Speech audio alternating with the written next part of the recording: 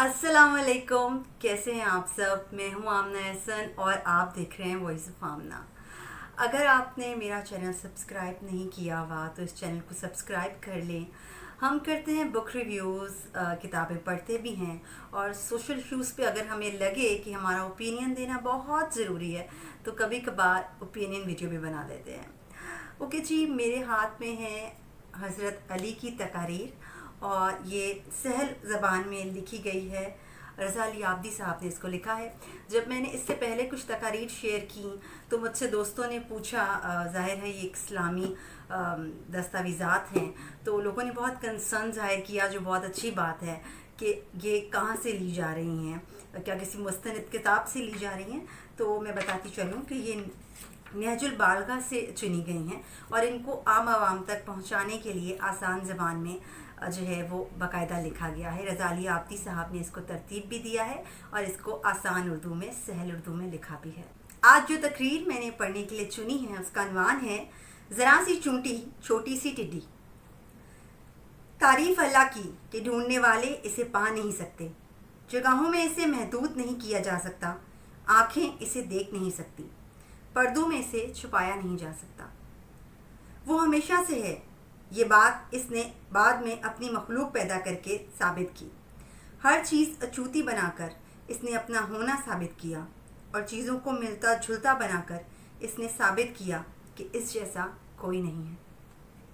वो अपने वादे में सच्चा है, इसे तो इतना ऊंचा मुकाम हासिल है, फिर अपनी मखलूक के साथ नाइंसाफ़ी क्यों करे। उसने अपनी मखलूक में बराबरी रखी और इनके लिए हुक्म जारी करते हुए हर एक का ख्याल रखा। एक के बाद एक चीज़ की तख्लीक करते हुए इसने अपने हमेशा से होने की शहादत दी। इसकी मखलूक का हर चीज़ पर इख्तियार नहीं, इस तरह इसने खुद अपने कादिर होने की शहादत दी और ये मखलूक मौत के आगे बेबस है, इस बात से अपने लाफानी होने की गवाही दी। वो एक है लेकिन किसी गिनती के बग़ैर, वो हमेशा हमेशा रहने वाला है और वो भी किसी इंतहा के बग़ैर। इसका वजूद है लेकिन किसी सहारे के बग़ैर। जहन अपने हवासों को काम में लाए बग़ैर इसे तस्लीम करते हैं। जितनी चीज़ें हमें नज़र आती हैं इसे देखे बग़ैर इसकी शहादत देती हैं। तसव्वुर इसका अहाता नहीं कर सकता, वो तसव्वुर ही के लिए आश्कार हुआ है और तसव्वुर में इतनी गुंजाइश कहाँ कि वो अक़ल में समा पाए, मगर इसने फ़ैसला तसव्वुर ही पर छोड़ दिया है।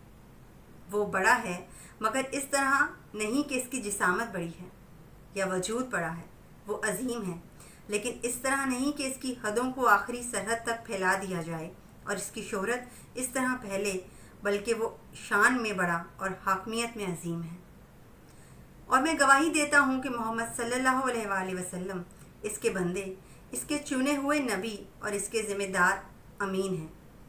अल्लाह इन पर और इनके अहले बैत पर रहमत नाजिल करे, आमीन।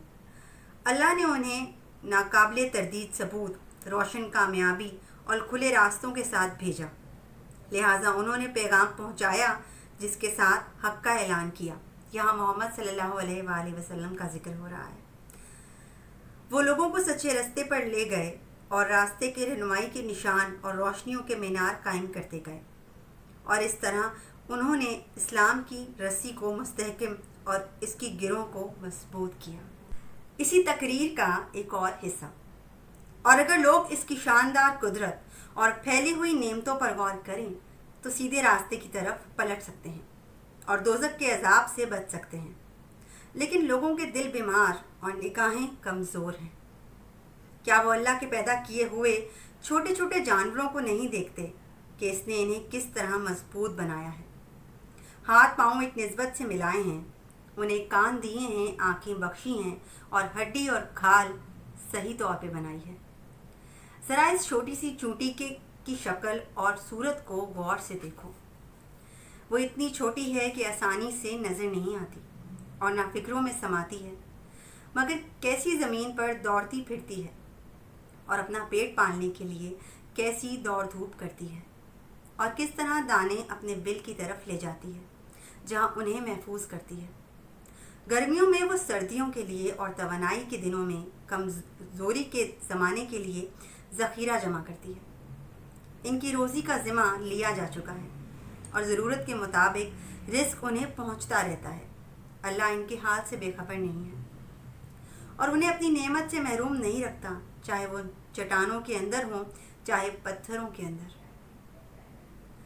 اگر تم ان کے بدن کے اوپری اور نچلے حصے میں ان کی خوراک کی نالیاں پر غور کرو اور اس کے سر میں موجود آنکھوں اور کانوں کی بناوٹ کے بارے میں سوچو تو اس کاریگری پر حیران رہ جاؤ گے اور اسے بیان کرنا تمہارے لیے مشکل ہو جائے گا۔ اعلیٰ اور عظیم ہے وہ اللہ جس نے اسے اپنے پیروں پر کھڑا کیا اور بدن کے ستونوں پر قائم کیا۔ اسے بنانے میں کسی دوسرے نے حصہ نہیں لیا اور نہ اسے وجود میں لانے میں کسی توانا نے ہاتھ بٹایا۔ اگر تم غور کے راستوں پر چل کر ان کی آخری حدوں تک پہنچ جاؤ تو عقل تمہیں اسی نتیجے پر پہنچا دے گی کہ چونٹی کا پیدا کرنے والا وہی ہے جس نے کھجور کے درختوں کو پیدا کیا، کیونکہ اس کی بنائی ہوئی ہر چیز میں وہی نفاست اور وہ ویسی ہی تفصیل نظر آتی ہے، لیکن ہر جاندار میں کچھ فرق بھی ہے۔ البتہ اللہ کی بنائی ہوئی تمام چیزیں، چاہے وہ بڑی ہوں چاہے نازک بھاری ہوں یا ہلکی مضبوط ہوں یا کمزور، برابر ہیں۔ یہی حال آسمان، فضا، ہوا اور پانی کا ہے۔ اب تم سورج کو دیکھو، چاند، سبزے، پودوں، پانی، پتھروں، رات اور دن کے فرق، چشموں کے پھوٹنے، بڑے بڑے پہاڑوں اور ان کی اونچی چوٹیوں، طرح طرح کی بولیوں اور ہر قسم کی زبانوں کو دیکھو۔ پھر بھی جو کوئی تقدیر بنانے والے پر ایمان نہ لائے اور تدبیر کرنے والے سے انکار کرے تو اس پر افسوس ہے۔ وہ سمجھتے ہیں کہ وہ گھاس کی طرح ہے جس کا کوئی بونے والا نہیں اور نہ ان کی طرح طرح کی صورت شکل کا کوئی بنانے والا ہے۔ ان کے پاس اس دعوے کا کوئی ثبوت نہیں اور نہ انہوں نے سنی سنائی باتوں کی چھان بین کی ہے۔ سوچو تو صحیح، کیا کوئی عمارت بنانے والے کے بغیر بن سکتی ہے؟ اور کوئی جرم مجرم کے بغیر ہو سکتا؟ اور چاہو تو ٹڈی کے مطابق بات کر سکتے ہیں۔ اللہ نے اسے 2 لال آنکھیں دی اور چاند جیسے 2 حلقوں میں چراغ روشن کر دیا اور اس کے چھوٹے چھوٹے کان بنائے اور مناسب منہ کھولا، ساتھ ہی اس کی حس تیز کر دی۔ غذا کاٹنے کے لیے 2 دانت دیے اور اسے پکڑنے کے لیے درانتی جیسی 2 ٹانگیں دی۔ کسان اپنی کھیتی کے لیے اس سے ڈرتے ہیں، لیکن مل کر کوشش کریں تب بھی اسے ہنکا نہیں سکتے۔ یہ ذرا سی ٹڈی جو پتلی انگلی کے برابر بھی نہیں، فصلوں پر ٹوٹ پڑتی ہے اور اپنی بھوک مٹاتی ہے۔ پاک ہے وہ ذات جس کے سامنے آسمانوں میں اور زمین پر ہر کوئی خوشی یا مجبوری سے مٹی پر رخسار ٹیک کر سجدہ کر رہا ہے اور عاجزی اور انکساری سے اس کے آگے جھکا ہوا ہے اور خوف اور دہشت کے عالم میں اپنی باغ دوڑ اسے سونپ رہا ہے۔ پرندے اس کے حکم کے پابند ہیں اور ان کے پروں اور سانسوں کی تعداد تک وہ جانتا ہے۔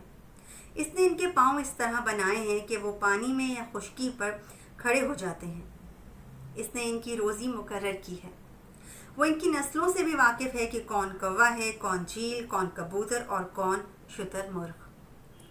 اس نے جب یہ پرندے بنائے تو انہیں نام لے کر پکارا اور ان کی روزی کا ذمہ لیا۔ اس نے وزنی بادل بنائے جن سے موسلا دھار بارشیں برسائیں، جنہیں اس نے دور دور تک پھیلا دیا۔ جب زمینیں سوکھ گئیں اس نے انہیں تر کر دیا اور جو بنجر پڑی تھیں اس میں سبزہ اگا دیا۔ آج کے لیے اتنا ہی۔ آپ مجھے ضرور انفارم کریں کہ آپ کو یہ سلسلہ کیسا لگ رہا ہے، اور اگر آپ ویڈیو کے اختتام تک پہنچ ہی گئے ہیں اور ابھی تک آپ نے اس چینل کو سبسکرائب نہیں کیا ہوا تو اس کو سبسکرائب ضرور کریں اور مجھے اپنی رائے سے ضرور نوازیں کہ کیا یہ سلسلہ اچھا ہے، چینل میں اور جو تمام تر سلسلے چل رہے ہیں وہ صحیح جا رہے ہیں یا ان میں کوئی بہتری آنی چاہیے۔ میں آپ کی رائے کی منتظر ہوں۔ تھینک یو سو مچ۔ اللہ حافظ۔